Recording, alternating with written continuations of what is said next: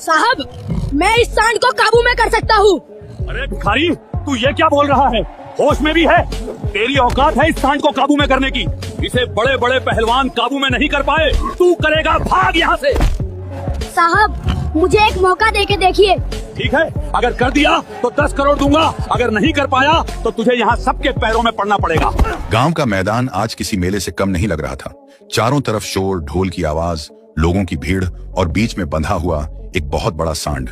इतना बड़ा कि जिसने भी पहली बार देखा उसकी सांस रुक जाए। लंबा, चौड़ा, ताकत से भरा हुआ। उसकी आंखों में गुस्सा था, जैसे वो किसी को भी कुचल देने को तैयार हो। लोग कहते थे, ऐसा सांड पहले कभी नहीं देखा गया। उसके सींग हवा को चीरते हुए लगते थे। जमीन पर उसका हर कदम पड़ते ही मिट्टी उछल जाती थी। उसे काबू में करना किसी आम आदमी की बात नहीं थी। घोषणा हो चुकी थी, जो भी इस सांड को काबू में करेगा उसे 10 करोड़ का इनाम मिलेगा। यही वजह थी कि आज यहाँ दूर दूर से ताकतवर पहलवान आए थे। कोई बहुत भारी शरीर वाला, कोई लंबा चौड़ा, कोई ऐसा जिसे देखकर ही डर लग जाए। लोग तालियां बजा रहे थे, दाम लगाए जा रहे थे और हर किसी को लग रहा था कि आज कोई बड़ा कारनामा देखने को मिलेगा। एक एक करके पहलवान मैदान में उतरे। पहला गया, पूरी ताकत लगाई, लेकिन सांड ने उसे ऐसे हवा में उछाला जैसे वो कुछ था ही नहीं।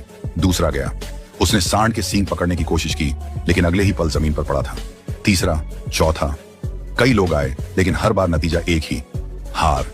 भीड़ का जोश धीरे धीरे डर में बदलने लगा। लोग कहने लगे, ये सांड इंसान के बस का नहीं, इसे काबू करना मौत को बुलाने जैसा है। उसी भीड़ में सबसे पीछे एक दुबला पतला सा लड़का खड़ा था।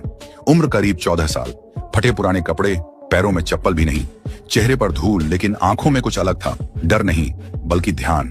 उसका नाम था अमन। अमन कोई आम लड़का नहीं था। वो गांव की गलियों में घूम घूम कर खाली बोतलें और प्लास्टिक बटोरता था। दिन भर मेहनत करता, शाम को उन्हें बेचता और जो थोड़े बहुत पैसे मिलते उनसे घर चलता। घर, अगर उसे घर कहाँ जा सके। एक छोटी सी टूटी फूटी झुग्गी, छत से पानी टपकता, दीवारें कभी भी गिर सकती थी। उसी झुग्गी में उसकी माँ रहती थी, बहुत बीमार, अक्सर खांसती रहती, बिस्तर से उठ भी नहीं पाती थी। अमन के पिता, वो तो बहुत पहले चले गए थे। जब अमन सिर्फ 8 साल का था, तब एक हादसे में उसके पिता की मौत हो गई थी। उस दिन के बाद से अमन की जिंदगी बदल गई थी। खेलना, हंसना, बचपन सब खत्म हो गया था। लेकिन उसके पिता की एक चीज आज भी उसके साथ थी, यादें। उसके पिता जानवरों को काबू में करने में बहुत माहिर थे। गांव में जब भी कोई जानवर बेकाबू हो जाता, लोग उन्हीं को बुलाते थे। अमन अक्सर दूर खड़ा होकर अपने पिता को देखता था। वो ध्यान से समझता कि कैसे डर नहीं दिखाना है, कैसे जानवर की आंखों में आंखें डालकर खड़ा रहना है, कैसे उसकी ताकत को उसकी कमजोरी बनाना है। उसके पिता उसे कहते थे, बेटा, जानवर ताकत से नहीं, दिमाग और धैर्य से काबू होता है।